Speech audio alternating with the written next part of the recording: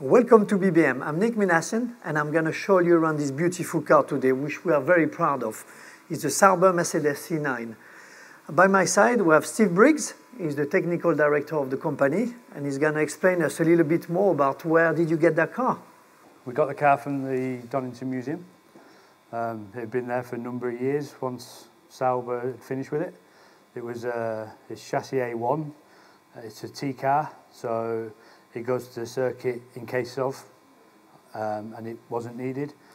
It also got used for displays, shops, hotels, car dealers, anybody associated with Sauber could use it.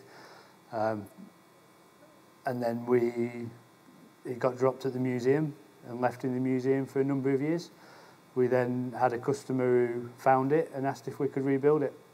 Wow, it's a great story because first of all, we love our car, and it's always lovely to see them in museum because that's the first place you go when a car has finished its life. You go and see it, and you just have a bit of a flair from it, but it's the best place for them is on track. I mean, it's a car that has been driven by Jochen Mass, Marion Reuter. It's a car that has not exactly that one, but which has won the World Championship, he's won many races, he's won Le Mans. So he's got massive history and massive research going into it. And at BBM, you have a big knowledge now as well about these cars. Yeah, we used to have another C9 a few years ago, and then we had the C11 also. So we have a lot of information, drawings, photos of how things work, how they should be, how they should look. So Steve, we're going to go look around the car, and you're going to explain us a little bit the magician work you do to have a finished product like this. I mean, you could eat on that. What have you done to the car? When the car first came, the bodywork was in good condition. Everything else just needed a little bit of fettling. The engine had been sat for a long time, so it needed stripping and inspecting and rebuilding. What was the state of the engine when you got it? Was it in good order? It just needed to be just... All the pieces, most of the pieces were there. It needed putting together and, new parts. If it stands for too long, the springs go weak and things. So we just had it all rebuilt to be sure it was fine to go. Okay, what about the gearbox? The gearbox is the same. Everything was there. It just needed putting together. The gearbox went off to a Hewland specialist. X-Tech rebuilt the engine. They did our old C9. They do our C11. So he's very good with Mercedes V8s. Okay.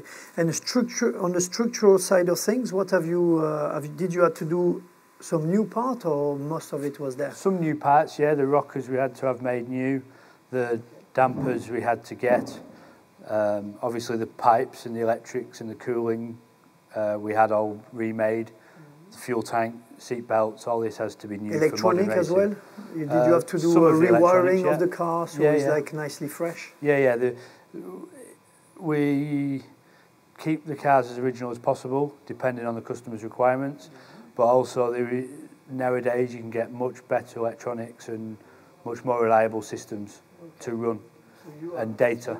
You keep it in keeping with what it was in period, but you kind of updated it so it's safer, so you can see more data. Reliable, and yes. But the car in itself is a totally original car, isn't it? Yeah, lots of the parts are original. 90% of the car is original. We got some new parts because some had faded and got dirty and was beyond repair. The electronics we fetched up to date so that we can see what is happening with the engine, with the data and bits and pieces.